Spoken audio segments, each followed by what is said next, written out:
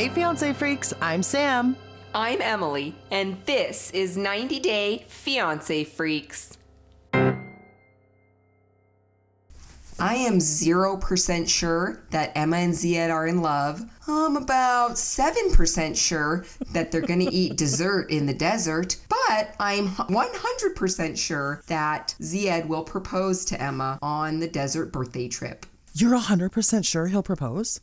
Oh, yeah, with that little preview and Emma asking him about it. I think so. I say no. Let's take a wager. I say he's not. I say they're baiting us. I'm 0% sure he's going to propose. Not even 7% sure? Not even 7? Well, their whole relationship, their whole mood takes a complete turn for absolutely no reason. They're fighting, they're arguing, they have this terrible time with Zied's friends. The argument lasts all evening, it lasts into the morning, and then suddenly, for no reason that I could visibly see, they're getting along great. The crumbs that this woman accepts from this man, the crumbs of affection, they're not even, like, I have eaten cookie crumbs off the couch bigger than she accepts from this man. Talk about dessert. It's desert, Emily, it's desert.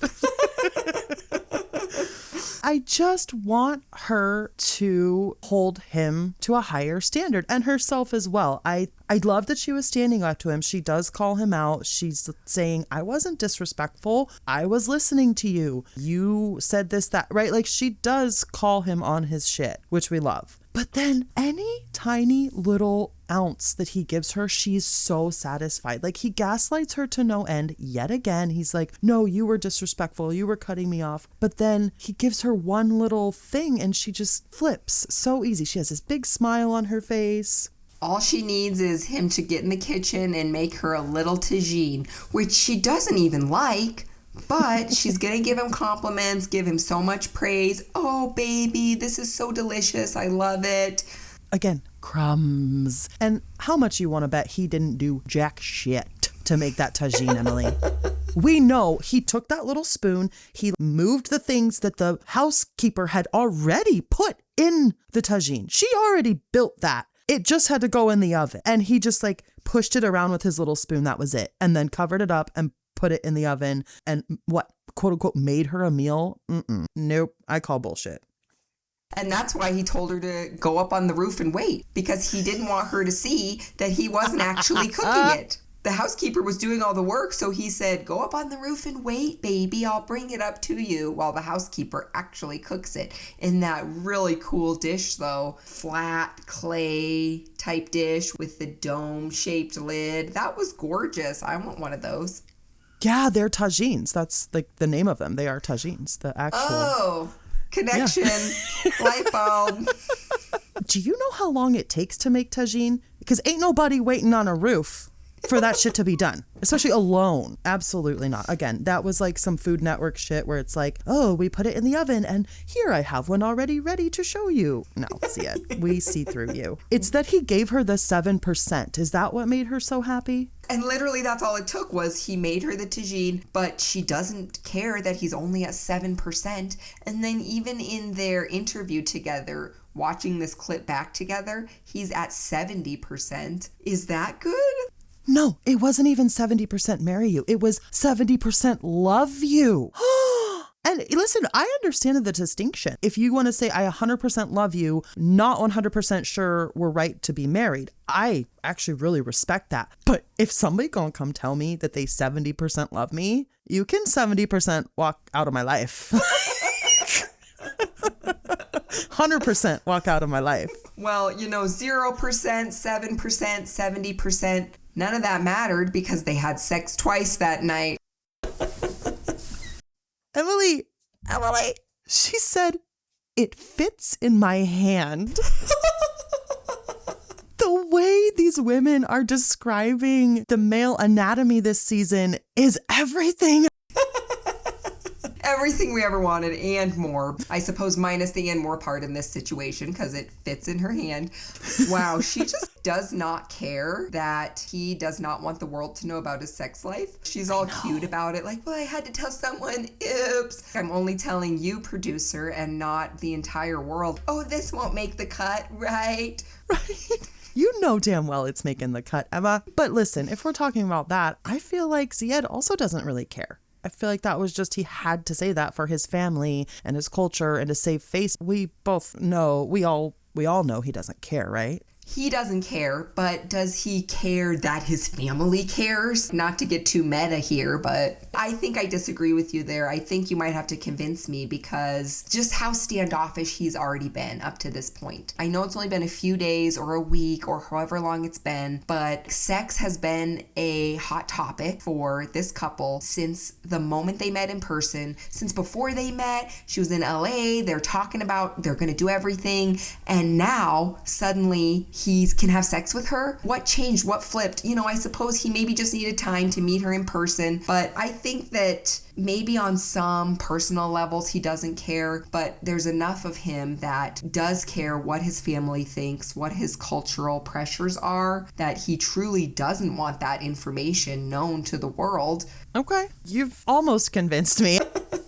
My only caveat is it felt like a power struggle. Oh. Yes, I will give you that he cares what his family thinks and he does have cultural pressures. But it seems to me as though from the minute she got off the plane, he could feel this power struggle that made him standoffish because he wanted to prove to her that he has the power. He can give her it or not. And he didn't like the way she was acting. Let's just be honest. He didn't like that she was quote unquote disrespectful, that she would only let him kiss her on the cheek, or she wouldn't even let him kiss her on the cheek, right? Didn't it seem a little bit more like a power struggle? Especially based on that first conversation that they had at the airport, that he maybe was actually withholding sex as a power play. Oh, weaponizing sex? Zied, I already didn't like you much, buddy. Let's not go that route.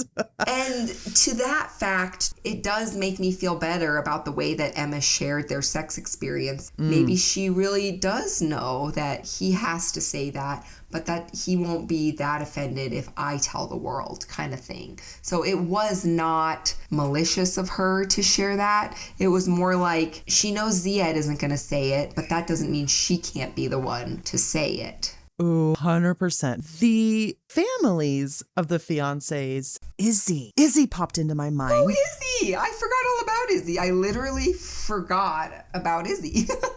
I know. Here's my question, Emily. WWTD. What would the twin do?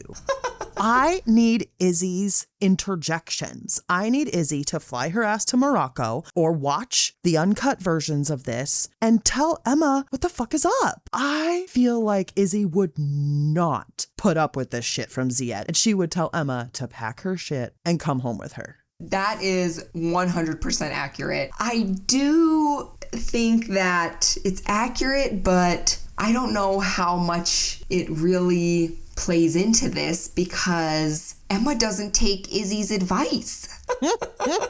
We wish, okay? I just want Izzy's input. Like, I know that Emma's not going to take it. I just need a voice of reason to be there in this riad in Morocco and tell Emma, again, even if she's not going to pay attention or listen or heed the advice, I need someone, her twin, to be telling her. Yes.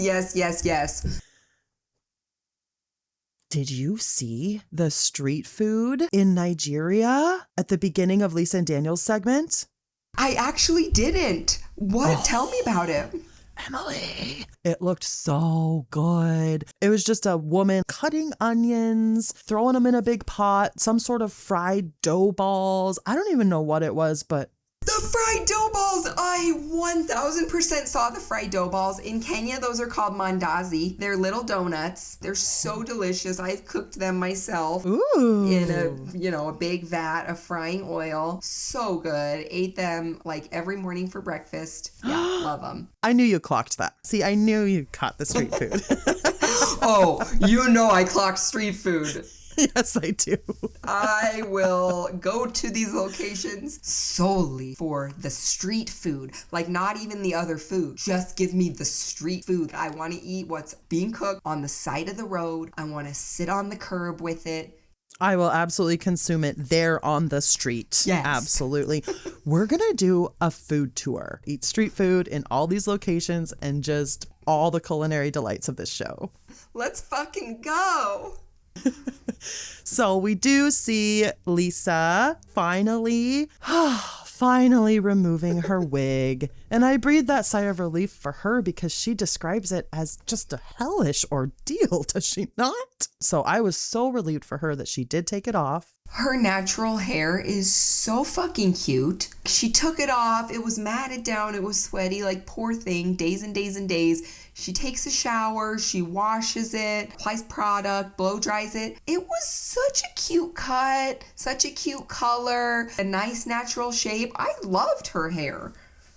I also liked her hair a lot. I thought that it's been matted under a wig for a while. Once she lets it free and it has a little bit of room to breathe, it's so cute and grow out a little. Daniel does not receive it well, and he doesn't even give it a chance. Maybe if you let it breathe and let it grow, she could have cute, like, shoulder length hair. And I just think that this plays back into, like, he doesn't give a shit about who she actually is. The thought would never cross his mind. He wants her to be who he wants her to be right now, and that's with the wig. And so the instant that wig comes off, she's no longer who he wants her to be, and he can't take that. What really got me is when he said that his friends were going to be embarrassed of her. He didn't even say, I am embarrassed of her. He said, my friends will be embarrassed of her without the wig. How degrading is that? Right. No, you're absolutely right. And he did say he was embarrassed in the interview. That hurt me. You don't want your lover, your fiance, to be embarrassed of anything but something so core that you cannot change about yourself. Kind of like being a lesbian for most of your life. Practicing lesbianism. Apparently you can change that, Emily. Meet the right guy. It changes it. I will say that as the episodes go on, more and more, Lisa is seeing the warning signs. She is pointing them out. She is voicing them. And I quote, she said, no, I didn't tell you I was taking it off. She confronted him. Another quote, well, I don't have long hair. I have short hair.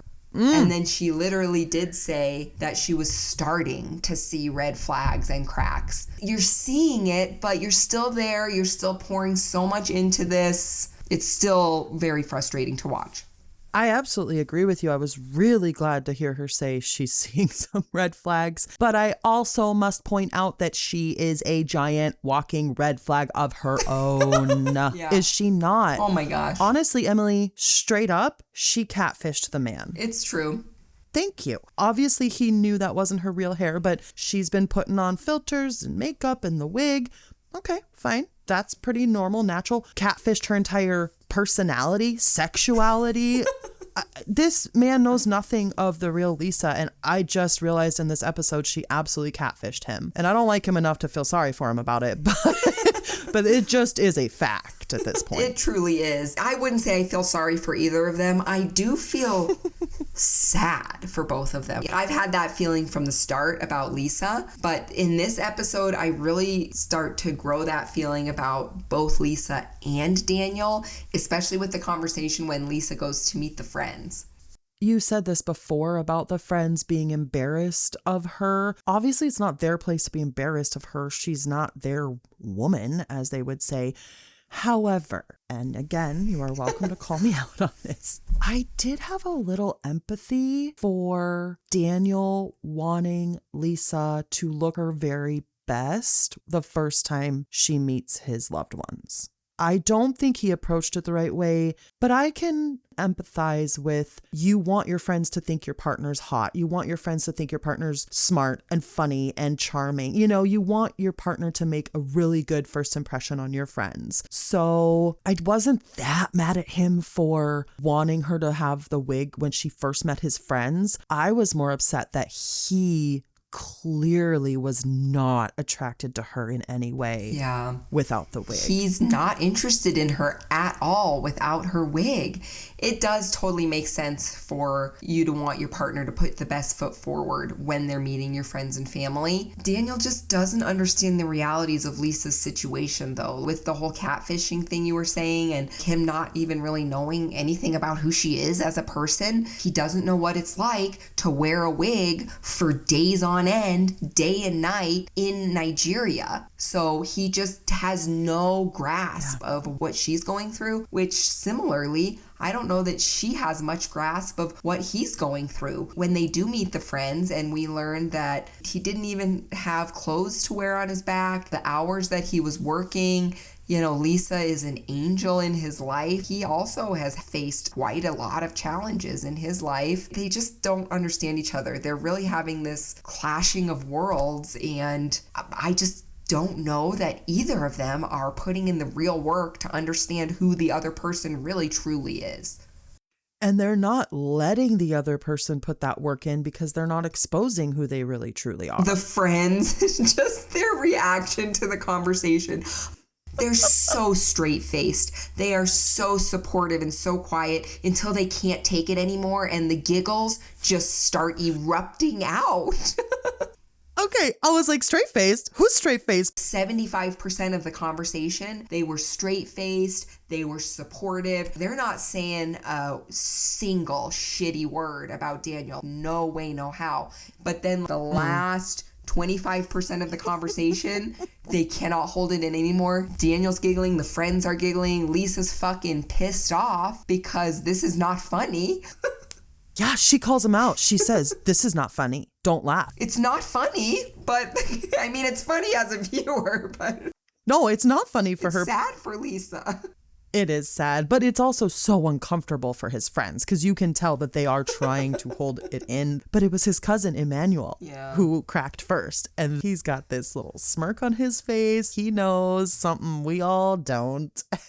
Somehow Faith knows, because in the conversation, Faith points out that Daniel is a playboy. Daniel's friends, Daniel's cousin, they all know he's a playboy. Daniel himself knows he's a playboy. How does every person know that Daniel is a playboy except Lisa? But she does know. That's the one thing she knows about him, because apparently another woman messaged her screenshots about it. That, to me, is just willful ignorance. This woman clearly is showing you everything you need to know, and you're ignoring it. And ignoring, again, your daughter loved how Faith called out the love bombing, and she called it love nuking. That is worth repeating. When Faith said love nuking, I was like, yes, yes, yes, yes, yes. Faith stayed so calm, so even-keeled. She's not losing it on her mom, but she's calling it like it is. She's calling a spade a spade. Daniel has not love-bombed Lisa. Daniel has started nuclear warfare of love bombings onto Lisa. And that is the entirety of the reason that Lisa is in Nigeria. I really think that Lisa is so starved for, I don't even know if it's love and affection or just like attention. She deserves love and affection, but she's craving this attention. You know what that reminds me of is I feel like she's like emotionally stunted, like she is a toddler, because that reminds me of toddlers. Any attention is good attention to them. You yell at them, oh, great, I'm getting attention. You praise them, oh, great, I'm getting attention. They don't care as long as they are being paid attention to. That feels like Lisa to me. I see that. I do. And that's why my overarching feeling for the both of them is just sad. Yeah. Another couple who had just non-stop, serious, deep, soul-searching conversations about their relationship this episode were Javon and Annalyn. Yes, that's all they did was just sit and talk or ignore each other. From Javon's perspective, he was just giving space. From Annalyn's perspective, she was getting the silent treatment. Which is it? That's a great question. I think we're going to have to look at their childhood trauma to decide. I think it just is manifest as for Javon, he's being respectful, giving space because that's what he probably wants in that moment. And for Annalyn, it feels punitive because it feels like the silent treatment. But I will also say, I think Javon knows exactly what he's fucking doing. So maybe it is a little bit more of a silent treatment. What do you think? Yeah, I guess I definitely lean toward it being silent treatment. You were arguing for a minute there that Javon's intentions were true. Like, he really is trying to give space. Gosh, I don't know. That's really a hard one. It boils down to the question of, is Javon genuinely trying to give space, or is he trying to manipulate the situation by giving Annalyn the silent treatment? Okay, you know what it is. It just dawned on me. He is giving himself space and giving her the silent treatment. He's giving himself what he needs. He's putting himself first. Yes. Which is what he... Oh, yes, girl. Yes. You have hit the nail on the head, because he's in giving her the silent treatment, giving her space. He's getting what he needs. And that is exactly what he wants throughout their entire relationship. And he says that in not so many words to Annalyn. He says, I just want you to be sweet to me when I call you on my 15-minute break and think about me and how I'm feeling in my day. He puts himself first. Absolutely. Inclined to call that a male trait, but maybe I should not. Well, what I'll say is that Annalyn literally used the words masculinity and misogyny in this episode to describe Javon. I believe that you and I have used at least one, if not both of those words in at least one of our previous episodes, hinting at Javon. Look, we're not married to the man. His wife said it, okay? Thank God. We can agree with his wife. Absolutely. No, you're so right. I will say, though, about the 15 minutes a day that he wants positivity, I can kind of see his perspective. I can too. I can kind of see where you call your long distance person, you take those 15 minutes, you call her, and all she has to say is another bitchy thing. I can relate to feeling not good enough all the time. You can just never quite get there. So I do want him to be able to have a conversation with his wife where he feels empowered and masculine and like he's working so hard and she appreciated. He wants to feel appreciated. And she's not giving him that. Relationships are such a give and take. It seems to me that neither Annalyn nor Javon are willing to give or take anything. They're both very rooted in what they believe this relationship should be. Javon has the image and he's not going to bend. Annalyn has her different image and she's not going to bend. They both honestly need to give and take at least an inch or two in this relationship in order for it to work. I mean, I really respected when Annalyn did admit that she overreacts. She did say, I overreact. That's something I do. The end of their conversation was also very encouraging when Annalyn starts making fun of Javon and he takes it well.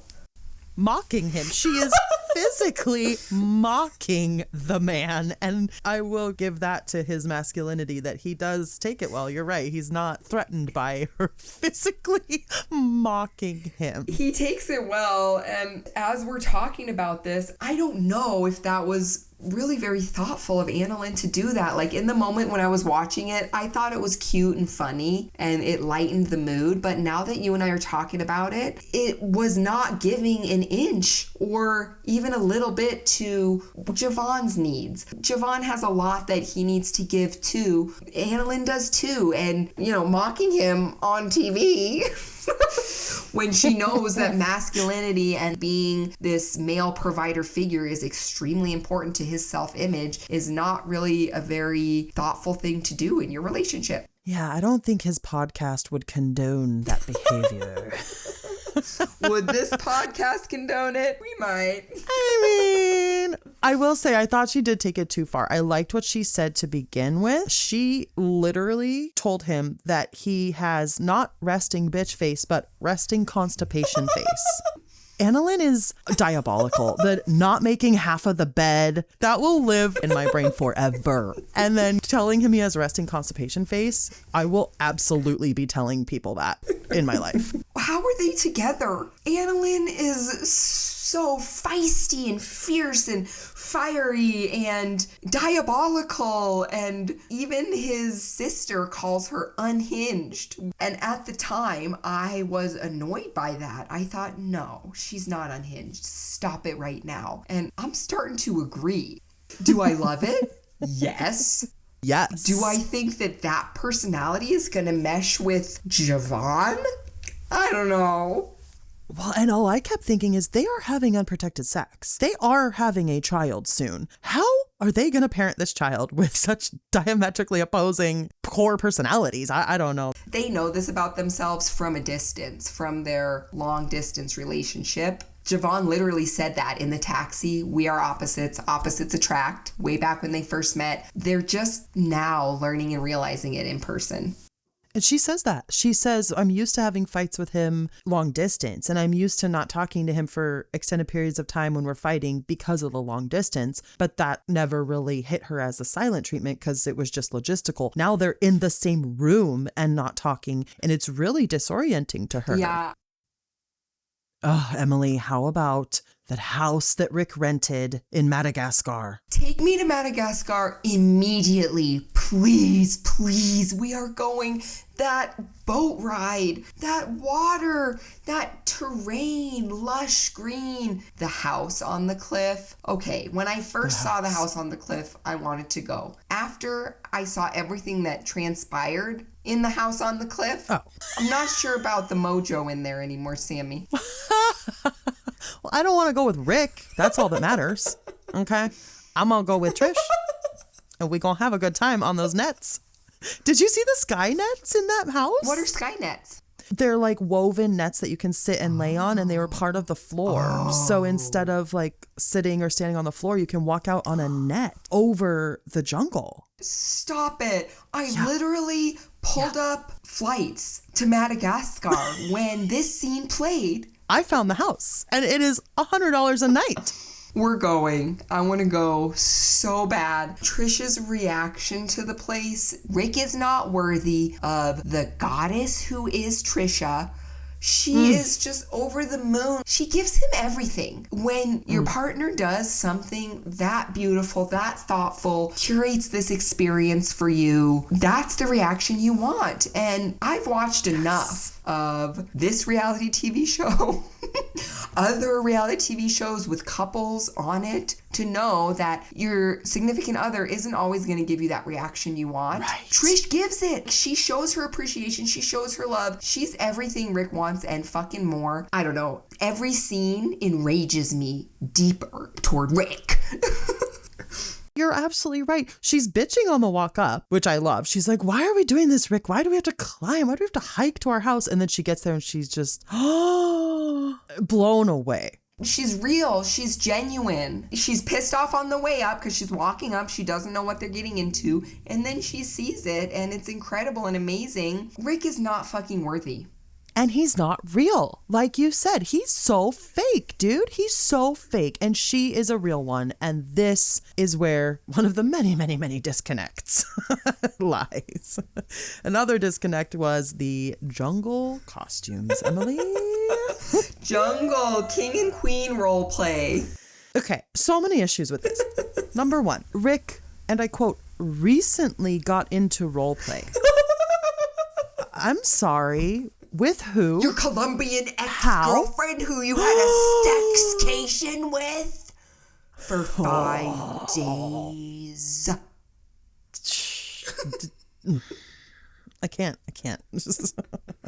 I recently got into role play, he says. Is Trish not in on this role play with you? Who are you role playing with? By yourself? With the Colombian? Obviously she's not in on it. She's not fucking there. And when she is there, right, just now, she does not like it. She is not all about it. She's like, this is so stupid. So how are you into it? If your girlfriend is not into it, how the fuck are you into it? And how did you recently get into it? That's what got me. Like, okay, you're into it from past relationships. Like, that's been your thing forever. Fine. You're recently into it? Rick is shady as fuck. He's so shady, dude. Again, fake. But love Trisha's reaction. She's like, I'd rather be naked. And to be honest, I'd rather she walk around naked too. Ooh, same, girl. Same. Trisha's hot. She is hot. And you know what? It just made me feel weird. I don't know. And it made her feel weird too, clearly. Yes, absolutely. This was not cute. This was not sexy. This was stupid. To me, it was just another example of Trisha being genuine and true to herself. She just straight up said, I think this is stupid. But then she goes along with it because she is a loving partner who wants to contribute to the relationship. I appreciate that. I would also entertain my lover's fantasies, even if I wasn't fully into them. I get that. What really rubbed me the wrong way, though, was that I thought he was finally pulling out gifts for her from his suitcase. Oh. I was like, oh, he waited till this beautiful place and he did buy her the bikini, or he did bring her presents from the States. No. He brought himself a present. Like, he can't buy her presents, but he can buy her a squirt tarp and a ridiculous jungle costume that she is so not into. I can't even deal with it. The other thing that bothered me is that once again, Sammy, they're having this beautiful, amazing, gorgeous moment. Rick booked this place. He was thoughtful in that moment. It's amazing to her. They're having this great time, this great moment. Once again, Rick can't just live in that moment and enjoy it. He has to bring out some weird ass costumes. It's like when they were up at the palace when they first got there, and the dancing and their high energy, and Trisha's shoes go flying and they're so in that beautiful moment. Rick immediately ruins it by bringing up the 5-day basically ghosted, non-ghosted situation. He just can't let it be beautiful. He has to ruin it. And when in reality, he has a much worse way to ruin it with telling her the actual fucking truth of what happened. He still somehow finds other minor ways to ruin it. Yeah, you're so right. Why is the man never satisfied? She is a goddess. She is a radiant, perfect being, seemingly. She's everything he wants, and then some. Do you think he's intimidated by her? Do you think he wants to take her down a notch or two so that he feels good enough for her? I think he's self-sabotaging. I think that must be some sort of pattern in his life. Well, self-sabotage your way right the fuck back to America, Rick. Okay, I am fine with that. I am great with that. Just don't sabotage poor Trish, who is so lovely. I don't get why she's into him. In the beginning, I kind of saw it, like you said, the playful banter. He was seemingly a good father, honest, blah, blah, blah, blah. No. Why is she into him? I mean, she thought she could trust him because she didn't know the truth that we've known since episode 2 or whatever it was. Now she finally knows. We have been waiting for this. He does somehow find the balls to tell her. But could he have dragged it out more? He couldn't even just spit it out. She had to say, spit it out, Rick. Trish is pissed off. She's hurt. She's devastated. She is heartbroken. Not only has she put months and months and months into this relationship before they met, now they've gone on this amazing, gorgeous vacation where I'm sure they've been having sex nonstop. That emotional connection they're building, they already had it through their conversations. Now it's building physically. And then he tells her that. I would be livid. Her reaction was so composed. She is an angel on earth.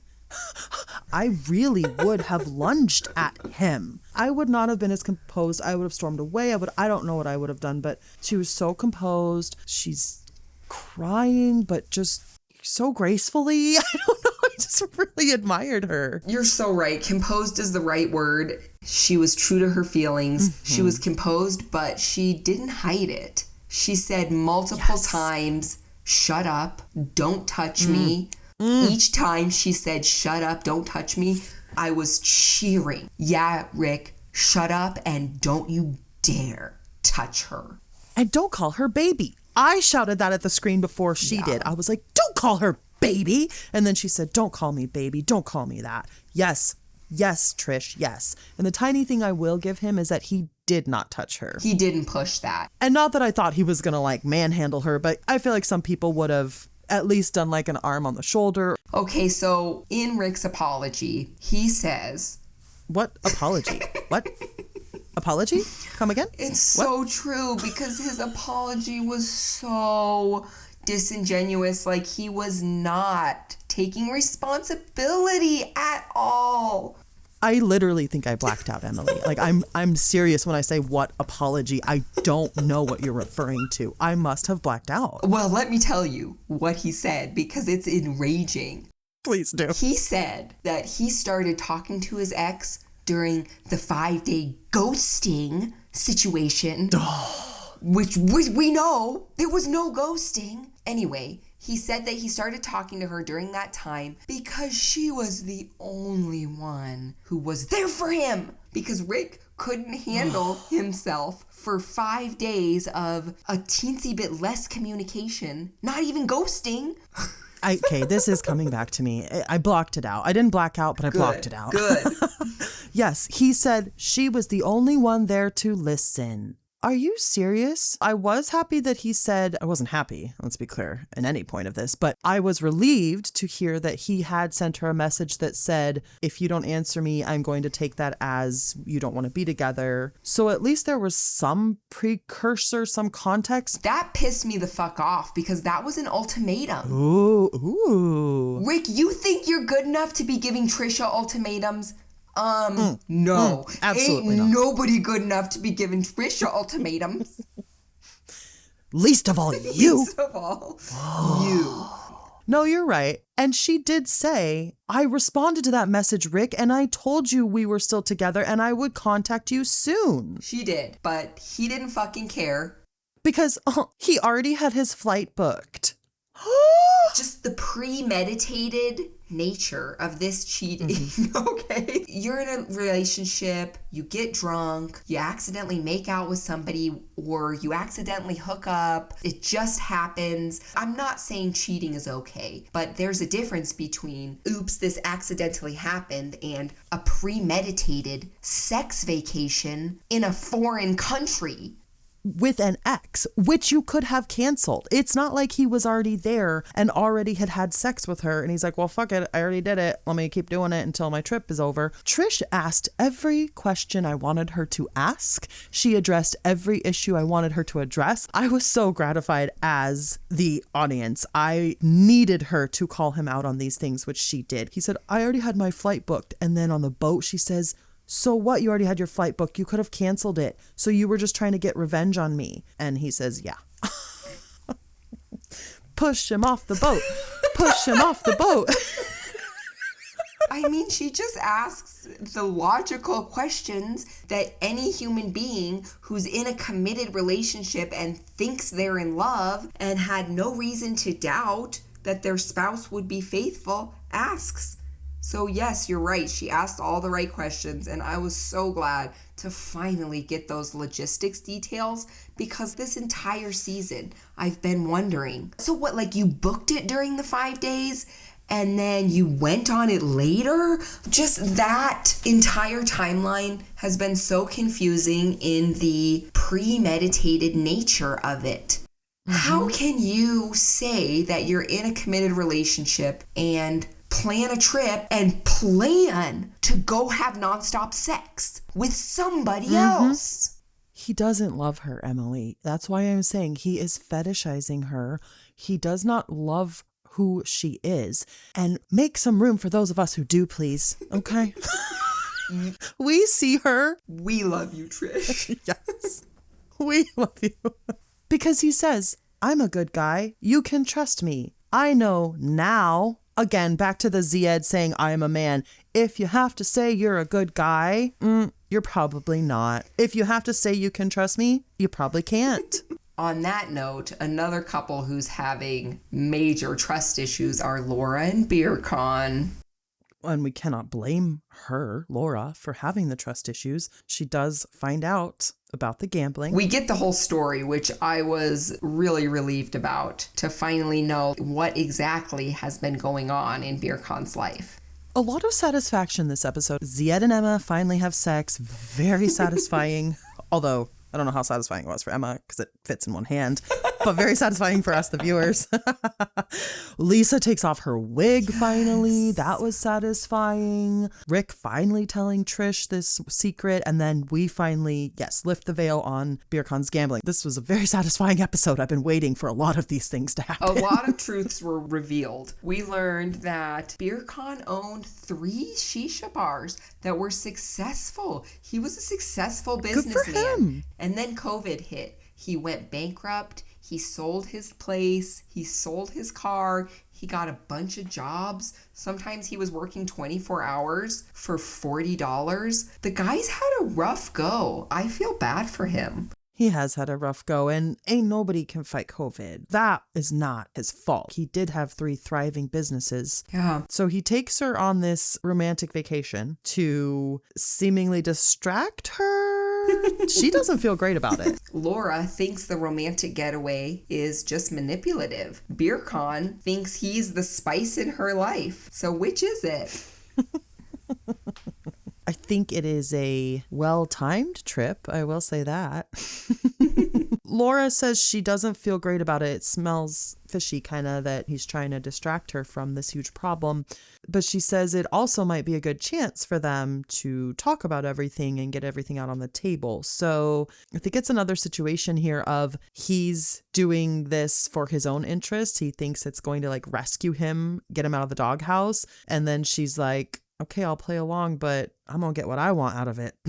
They do have that conversation, but it is not at Beer Con's doing because Laura has to ask him about his debt. He's not going to come out and talk about it on this romantic getaway. Well, right. And on one hand, he's trying to say, this isn't your problem. This won't fall to you. This is my stuff. And again, if I run away from Turkey, my debts won't follow me, so don't worry about it. But then he admits that he's still gonna gamble when he moves to America.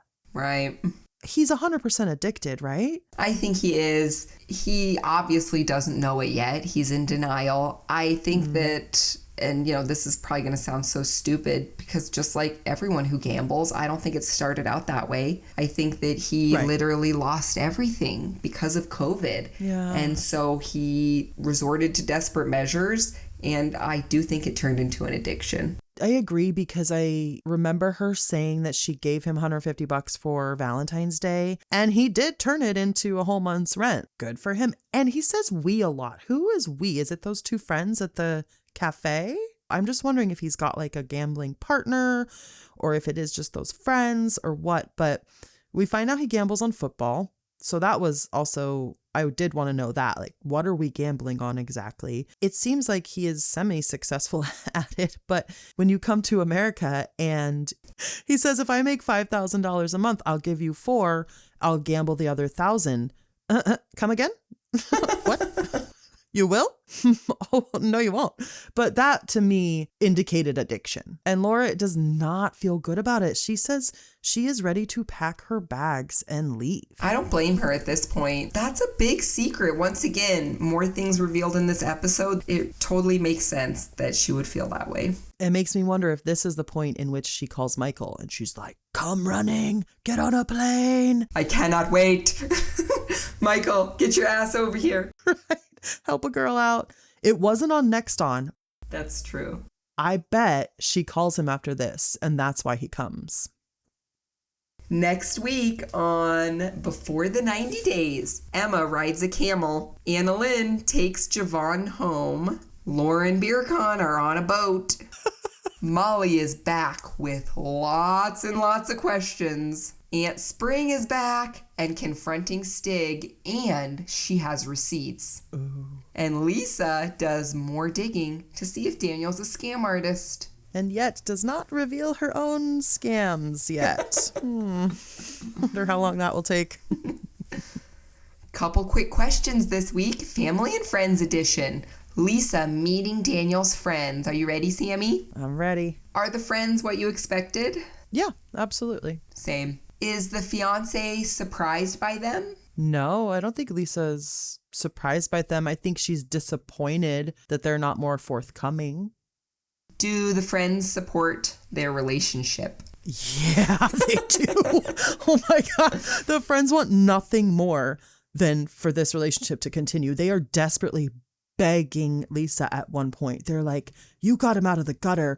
Don't send him back. You have to keep supporting this man and clothing and feeding him. Jeez, they really want this relationship to work out. Begging.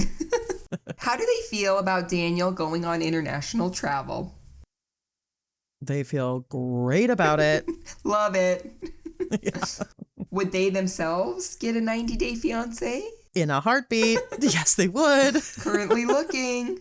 Relationship status, single. Call up Faith. Hey, girl. Got your mom here. You want to come join her? If you could go anywhere from this episode, where would you go? I would go to that house in Madagascar. I am going to that house in Madagascar. I was going to be enraged if you said any other thing because we're going. We have plans. We're going. So true. But no costumes allowed, Emily. Deal. Seriously, deal. Thank you. My 90-day takeaway this week is Emma's got to raise her standards. She's just accepting too little. And I really need her to find a lot more self-worth and raise that bar, girl. Amen. My 90-day takeaway this week is that these are real relationships. These are real people. This is real heartache we're seeing. I think sometimes as the viewer of reality TV, we can see the cast members as characters on a screen, one-dimensional. This week's episode reminded me that there are so many real feelings involved, years and years of their lives devoted to the other person, trust, love, physical intimacy, companionship. If that goes wrong, there's going to be real, big, painful heartbreak. It's so much bigger than just, like you said, playing these characters on a screen. And I am here for it. I love every second of this international love story drama of world travel and food and culture and heartbreak sometimes, unfortunately. That's what makes us such freaks for it. That's it, Fiancé Freaks. If you liked this episode, be sure to match our freak by subscribing, leaving a review, and following 90-Day Fiancé Freaks on social media for more. Thanks for listening. We'll see you next time.